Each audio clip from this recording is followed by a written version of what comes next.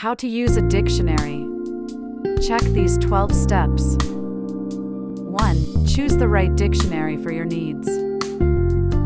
2. Read the introduction to understand how entries are arranged. 3. Learn the abbreviations used in the definitions. 4. Familiarize yourself with the guide to pronunciation. 5. Find the section of the dictionary with the first letter of your word. 6. Pay attention to the guide words at the top of the page. 7. Scan down the page to locate your word. 8. Read the definition, pronunciation, and part of speech.